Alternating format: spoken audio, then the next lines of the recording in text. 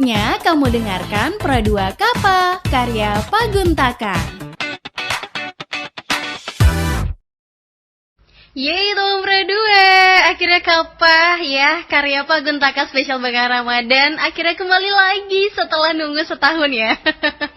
So hari ini spesial banget ya teman Pro2, karena kita udah kedatangan seseorang yang sangat ditunggu-tunggu banget teman Pro2. Apalagi nih sebagai owner yang memiliki usaha yang mungkin bisa dibilang lagi tren saat ini teman Pro2. Ada Kak Agus Dian Zakaria. Halo Kak. Oh. Gimana kabarnya hari ini? Alhamdulillah baik. Ya berarti pasarin lancar ya. Alhamdulillah, semoga. Oke, kalau boleh tahu kesibukan Kak Agus selain sebagai owner ya dari minuman matcha yang lagi trending ini apa nih Kak? Ya kesibukan seperti biasa, saya bekerja kebetulan sebagai jurnalis juga. Oke. Di samping itu mungkin karena kondisi sekarang agak tantangannya jauh lebih sulit ya, jadi saya memutuskan untuk mencari sampingan lah. Beralih profesi ya. Ya semi. Oke. Tapi pernah nggak kepikiran ada di titik yang sekarang gitu Kak? Kok aku ternyata bisa ya sampai di titik yang memiliki usaha atau mungkin sebagai owner gitu. Pernah kepikiran nggak sih sebelumnya? Sebenarnya itu tujuan saya sih Mbak. Saya sejak kecil dari keluarga pedagang ya, saya katakan. Jadi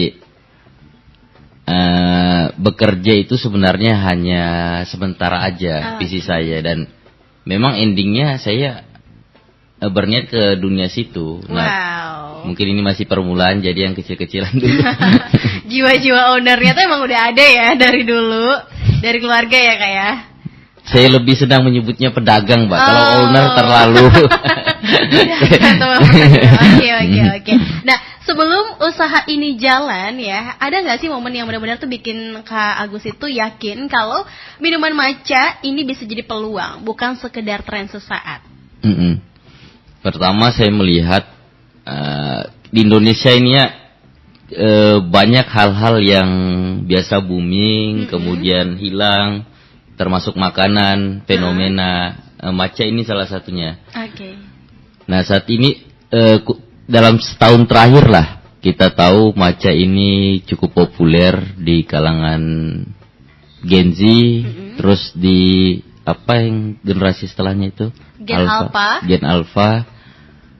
Saya melihat, oh ini sepertinya cocok nih, karena di tempat-tempat coffee shop itu kan mulai saya lihat banyak juga yang memesan, dan saya rasa enak juga.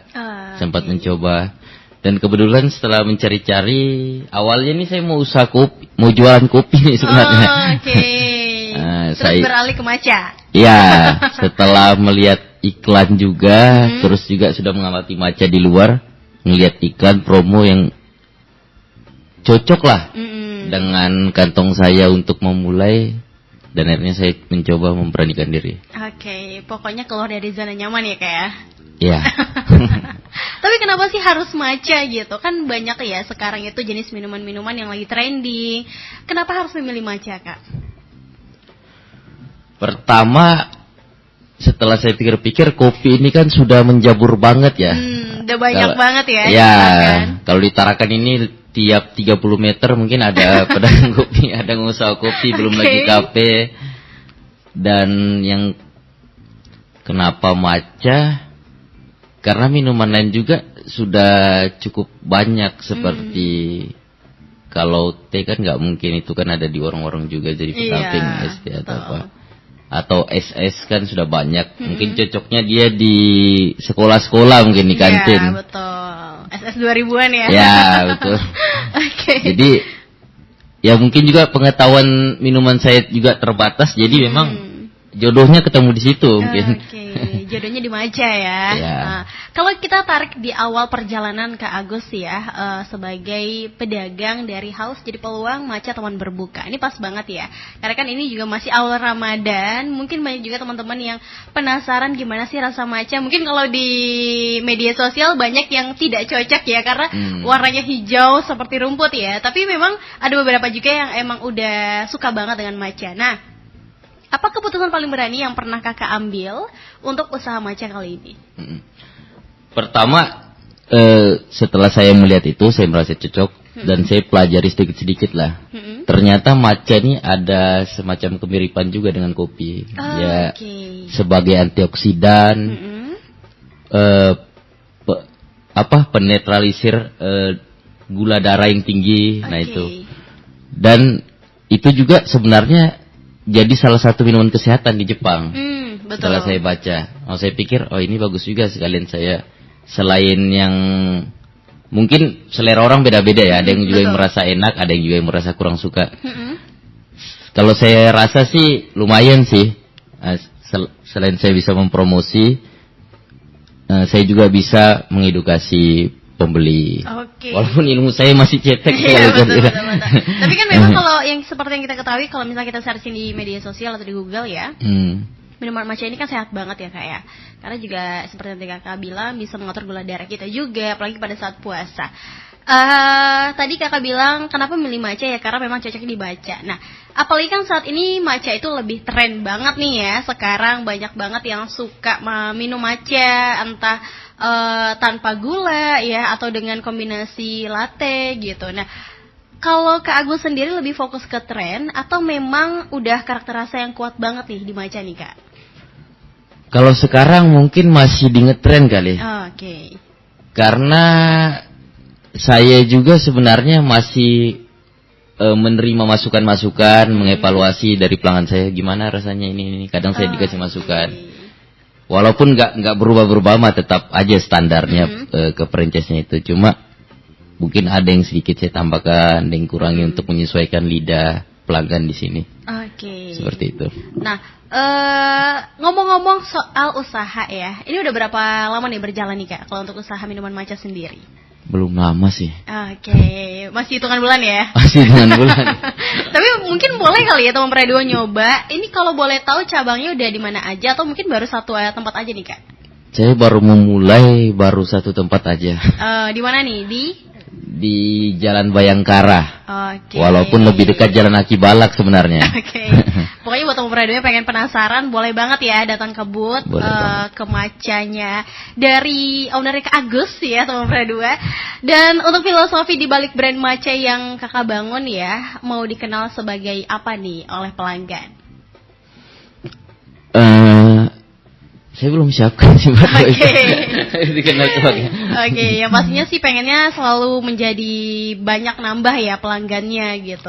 Apalagi kan baru beberapa bulan berjalan. Dan ini spesial banget ya bulan Ramadan kah? Atau memang gimana? Maksudnya bisa dulu. Untuk usaha matchanya sendiri emang udah kepikiran dari lama atau mungkin kesempatan apalagi mendekati bulan Ramadan gitu? Sudah lama sebenarnya Mbak. Bukan, tapi untuk spesifiknya sebenarnya kan masih ada beberapa kemungkinan entah kopi atau minuman lain atau matcha. Tapi kalau untuk matchanya nih memang ketemu kebetulan nggak lama. Wow, luar biasa banget ya teman Prado. Nah, kalau untuk Kak Agus sendiri pernah nggak sih ada di titik dimana penjualan turun drastis, apalagi kan masih awal banget nih, kayaknya sulit banget untuk mempromosikan gitu, atau kurang minat deh kalau untuk ditarakan sendiri gitu, gimana tuh Kak? Pernah, bahkan sehari itu cuma 100 pembeli gitu. Karena masih awal ya. Masih awal. Tidak terlalu overthinking. Iya. Tapi gimana nih cara Kak Agus untuk bisa menarik pelanggan? Kalau saya paling ke relasi, ngajak ayo dong main-main ini ya, promosi sekaligus. Kalau ada misalnya teman yang suka kopi nih, saya jual matcha. Besoknya saya buat kopi supaya nambah. Awalnya dia mau minum kopi, tapi akhirnya penasaran rasa dengan matcha juga, akhirnya pesan juga. Nah itu sih trik-triknya. Apalagi punya teman yang ada usahanya bareng-bareng ya, saling mempromosikan juga gitu. Betul. Dalam usaha minuman rasa itu subjektif banget ya Kak Agus. Gimana sih cara kakak menentukan standar rasa yang benar-benar konsisten banget? Saya terbiasa dengan di dunia wartawan tuh kan. Ada namanya survei kecil. Berapa orang yang mengatakan ini pas, berapa orang ini agak kurang. Saya ngambil yang terbanyak tuh. Kemudian saya sesuaikan sedikit, ambil tengahnya. Oke. Jadi punya trik ya teman Pradua. Mungkin triknya bisa dicontoh kali ya. Karena memang ketika kita baru memulai usaha, ingin mencari pelanggan itu tidak mudah ya Kak Agus ya. Betul. Nah kalau untuk Kak Agus, apa yang Kak Agus lakukan selain tadi memberikan tester nih ke teman-teman terdekat dulu mungkin, atau bagaimana untuk cara mempromosikannya? Ya paling ke teman-teman saya minta tolong untuk promosi, dan juga salah satu trik marketing saya adalah saya mengikuti pada umumnya, misalnya beli 5 saya kasih gratis 1. Oke. Nah, misalnya ada yang mau pesan, bisa saya membuka layanan antar ke rumah. Tapi dengan jumlah tertentu mungkin. Oh, dibatasi. kalau cuma 1 gitu. Enggak, maksudnya kalau cuma 1 kan rugi di bensin kayaknya. Iya, ongkirnya ya teman-teman. Iya. Apalagi kalau misalnya jauh jaraknya gitu. Jadi memang dibatasi untuk pembeliannya gitu.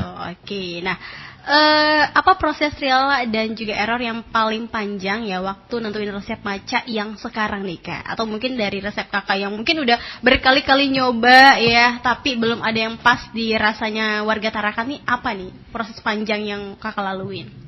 Kebetulan matcha ini yang saya jalan ini kan franchise Mbak.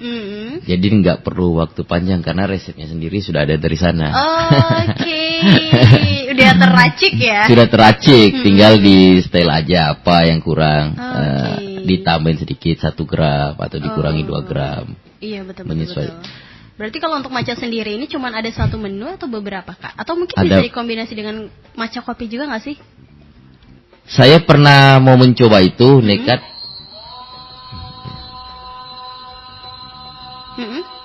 Tapi saya rasa agak bertabrakan nih matcha dan kopi. Dan di menu matcha sendiri ada banyak varian, ada latte, ada pinkberry, green tea. Jadi banyak banget ya, dan mungkin buat teman Pradua yang tidak terlalu suka pure matcha, boleh nyoba matcha kopi, matcha latte ya, karena banyak banget. Oke, kita break dulu ya Kak, kita dengerin dulu azan salat zuhur. Jadi buat teman Pradua, jangan kemana-mana, pantengin terus Pradua FM, teman terbaik kamu.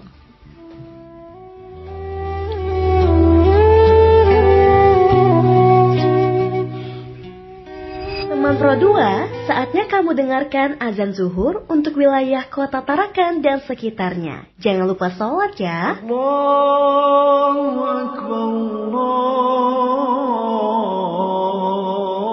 Allahu Akbar, Allahu Akbar,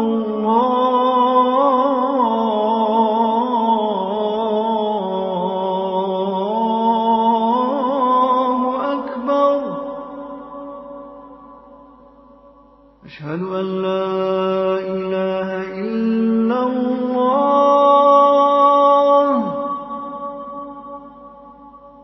أشهد أن لا إله إلا الله أشهد أن محمد رسول الله أشهد أن محمد رسول الله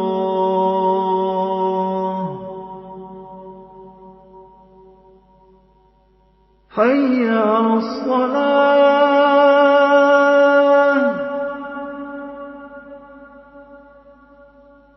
حي على الصلاة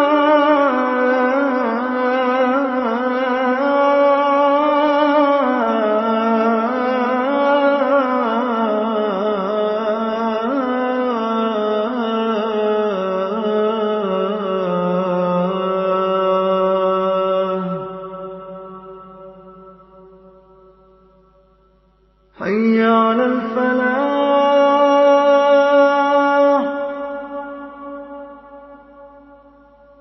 حي على الفلاح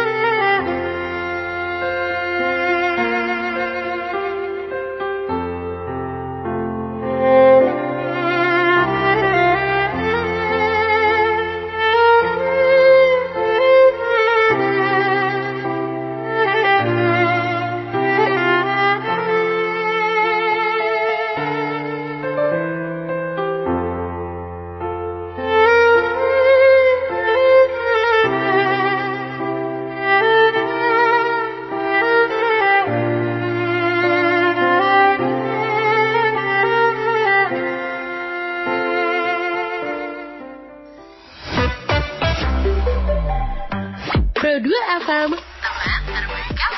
teman terbaik kamu. Pro 2 FM.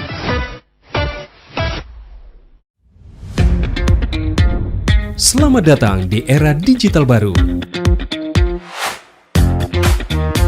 RRI News kini hadir di genggaman Anda dengan aplikasi mobile terbaru. Temukan berita online terkini, cepat, dan terpercaya langsung dari perangkat Anda dengan fitur pembaruan berita real time dari aplikasi mobile RRI News. Anda tak akan pernah ketinggalan informasi. Nikmati kemudahan akses berita nasional dan internasional, berita terpopuler, dan video berita terbaru kapan saja dan di mana saja. Dilengkapi dengan teknologi terkini, aplikasi mobile RRI News memberikan pengalaman membaca yang lebih baik. Dapatkan notifikasi berita penting langsung di layar ponsel Anda. Jelajahi kategori berita yang Anda minati, mulai dari politik, ekonomi, budaya, hingga olahraga. Anda juga bisa berbagi berita penting kepada teman dan keluarga melalui media sosial dan aplikasi pesan, menjaga Anda tetap terhubung dengan dunia di sekitar Anda. Memiliki jaringan lebih dari 80 microsite tersebar dari Sabang sampai Merauke, serta memiliki tren pembaca yang semakin meningkat. RRI News menghadirkan liputan berita terlengkap dan terkini dari seluruh Indonesia. Unduh sekarang di Google Play dan App Store aplikasi mobile RRI News, membawa dunia ke dalam genggaman Anda. Aplikasi mobile RRI News, berita terkini dan terpercaya dalam genggaman Anda.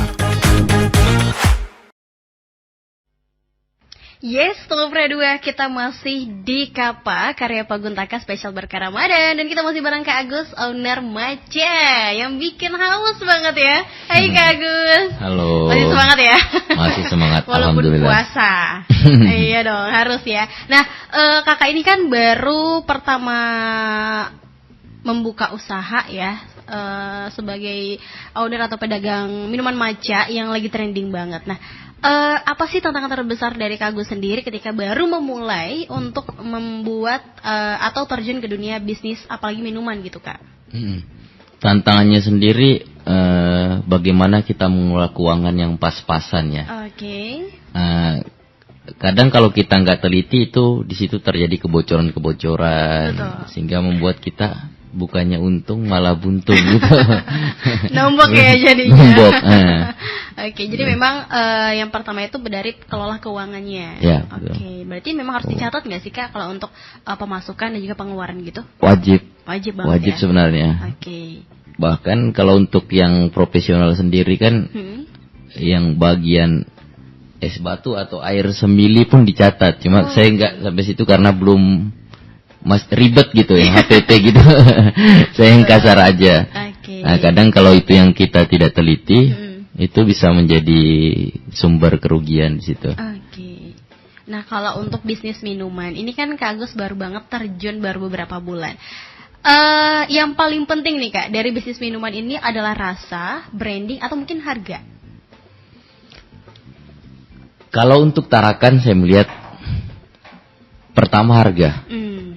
Kedua baru rasa. Oke. Karena walaupun enak, masyarakat Tarakan tuh lihat harganya ini. Iya.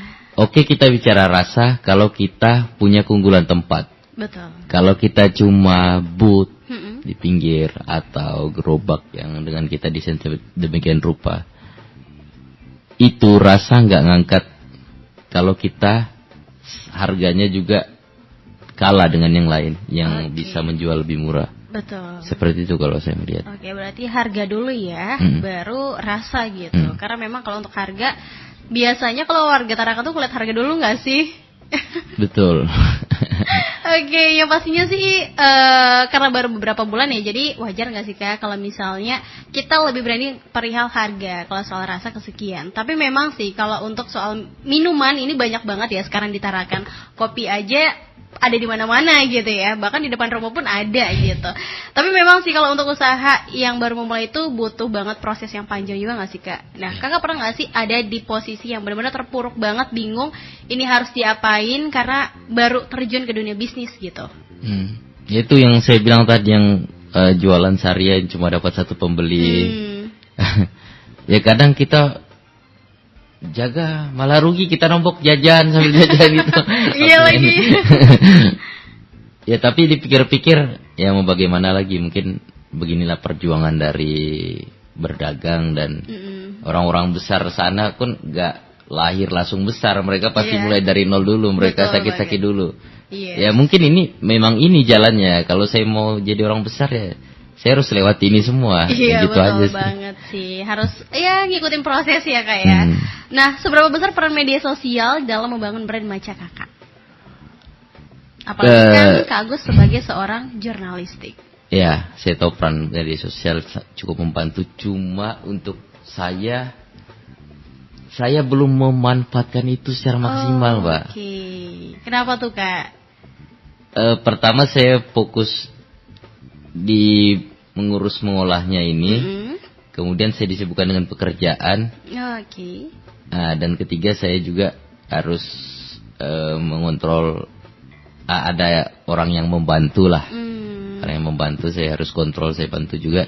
Jadi nggak sempet gitu Pak.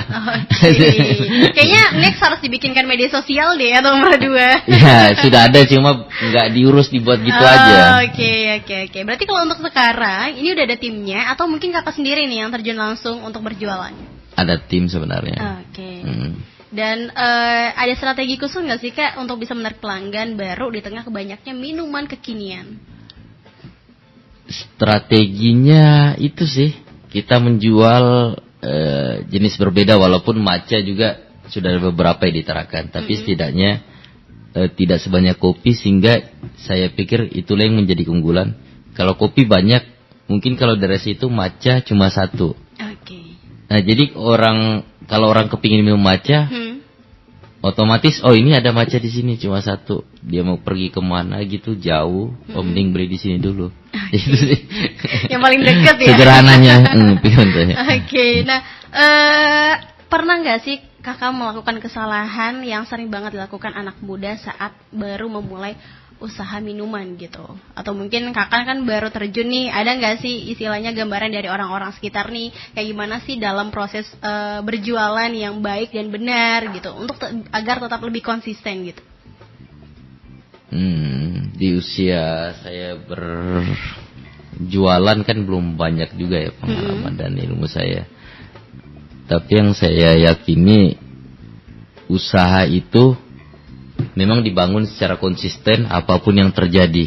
Rugi untung, usaha itu kan akan berevaluasi dalam bulan per bulan, bukan hari per hari. Jadi kalau dalam 3 bulan kita rugi, kita tutup, itu namanya bukan usaha. Ya memang usaha itu harus babak belur dulu. Walaupun 1 tahun pertama itu 12 bulan itu babak belur, bagi saya itu wajar. Karena dari ilmu orang-orang tua dulu yang saya sebut pedagang keluarga tapi agak sukses lah, punya toko, beberapa toko. Itu memang prosesnya begitu, rugi dulu.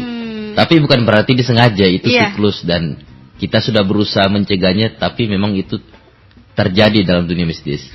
Misalnya rugi, ditipu, rugi karena alam, pengiriman barang nggak sampai, jatuh. Itu sudah menjadi resiko kita. Sepi pembeli itu sudah menjadi resiko.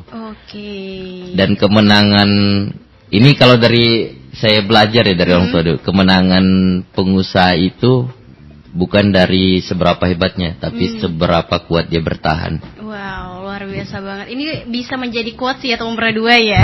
Karena buat kamu yang baru memulai usaha ini bisa banget. Karena memang kalau untuk baru memulai terjun di dunia bisnis itu nggak mudah banget ya kayak. Pasti banyak banget saingannya, terus banyak banget juga nomboknya juga ya. Jadi memang kalau misalnya tadi yang seperti Kakak bilang, mungkin beberapa bulan ke depan atau mungkin 1 tahun kita benar-benar rugi ya, sebenarnya itu hal yang wajar ya. Ada pertanyaan nih dari Kak Eca. Kak, rekomendasi menu maca di Maca Kyoto apa Kak? Aku suka maca yang pahitnya masih dominan Kak. Pahitnya dominan. Kalau itu rekomendasi, kalau saya membaca pahit itu yang original. Tanpa campuran apapun ya? Tanpa campuran apapun. Ibarat kalau di kopi itu americanonya. Nah, di maca itu yang original. Benar-benar maca pure banget. Bahkan masih ada aroma-aroma kayak rumput tuh. Itu yang kalau anak-anak nggak ngerti maca kan dia cium, ini bau rumput bilang. Itu yang lagi tren sekarang ya. Karena banyak orang yang ih kok kayak gini sih rasanya gitu. Iya. Padahal memang itu sehat juga Bang. Iya. Sehat banget malah ya. Wow. Justru itu yang menandakan, kalau saya baca nih ya, matcha yang kualitasnya tinggi itu yang aromanya masih menyengat, aroma alamiahnya itu. Oke, berarti kakak juga ada menu best sellernya dong pastinya. Kalau best seller itu yang pinkberry. Oh, pinkberry. Selain itu, mungkin banyak yang dicari oleh pelanggan dari Kak Agus sendiri. Ini menu apa nih? Kalau pelanggan dari itu pertama pinkberry yang banyak dari cewek-cewek, Gen Z lah, anak kuliahan dan SMA. Tapi kalau yang untuk agak dewasa nih, mereka senangnya yang latte. Oke, yang Matcha ada latte. campuran krimi-kriminya gitu ya. Iya. Oke. Memang sih ya, tergantung usia sih sepertinya. Kalau untuk menunya sendiri. Nah, menurut kakak, apa mindset yang harus kita miliki nih sebelum terjun ke dunia bisnis? Mindsetnya ya, kan tujuannya kan mau sukses kan. Iya, betul. Kalau mau sukses tuh kan nggak ada orang yang sukses dengan mudah. Betul banget. Ya otomatis mindsetnya kita harus bertahan aja, misalnya siap survive dalam segala kondisi seperti itu. Jangan mudah menyerah gitu. Yes, harus ya nikmati aja prosesnya ya kayak. Ya. Apapun itu ya selagi kita tidak melakukan hal yang merugikan nggak masalah gitu. Tapi ya pasti suatu saat adalah titik naiknya kita nggak sih? Kalau untuk dunia bisnis, apalagi untuk bisnis F&B gitu Kak. Titik baiknya ada, cuma jahatnya kita nggak tahu kapan. Iya, betul banget lagi teman berdua ya. Nah, tadi kan kakak sempat bilang kalau kita terjun ke dunia bisnis itu jangan berharap untuk untung dulu ya, karena pasti banyak banget usaha-usaha yang harus kita kerjakan. Nah, kalau untuk Kak Agus sendiri, gimana cara untuk bisa menghadapi misalnya banyak omongan dari orang-orang, ih kok dia jual matcha sih, kenapa nggak kopi aja, atau mungkin pelanggannya masih sedikit gitu Kak. Gimana cara kakak untuk bisa menghadapi hal-hal sulit ketika membangun bisnis F&B itu? Alhamdulillah saya sejak memulai semua suara malah positif, Mbak. Alhamdulillah Saya belum banget ya. temukan ada yang negatif, malah bahkan ada yang ajari dong gimana, nanya-nanya gitu bagaimana bisa ini, Iya, betul. buka ini juga. Ya, saya bersyukurnya di situ karena circle saya sih orang yang mungkin memiliki jiwa bisnis entrepreneur, sehingga mereka saling support gitu. Oke, jadi saling mendukung ya. Ya. Wah, itu penting banget sih. Memang support dari orang-orang itu penting banget juga ya Kak ya. Ada nggak sih momen yang bikin kakak itu hampir banget menyerah, apalagi baru memulai bisnis gitu? Karena saya juga baru kan Pak, jadi mungkin belum ketemu momen itu, belum. Semoga aja enggak ya teman Semoga berdua. enggak. Karena kan pasti ya kita berharapnya selalu ada hal-hal baik atau mungkin malah meningkat nih omsetnya gitu. Nah, terakhir, apa pelajaran hidup paling berharga yang kakak dapat dari menjalankan bisnis matcha?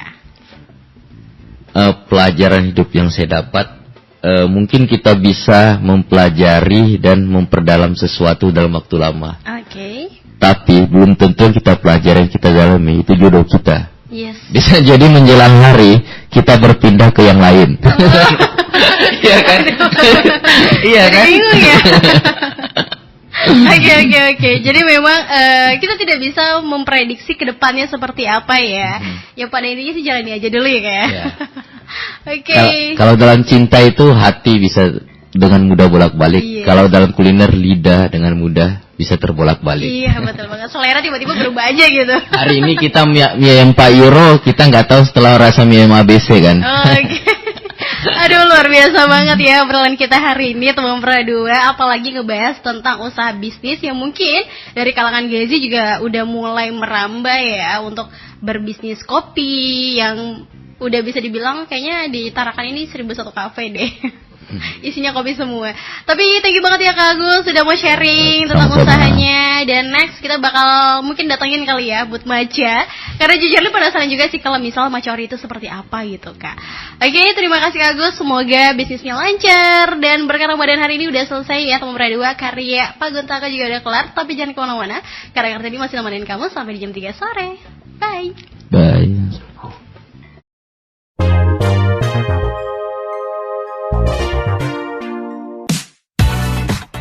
Saatnya kamu dengarkan Pro 2 Kapa, karya Paguntaka.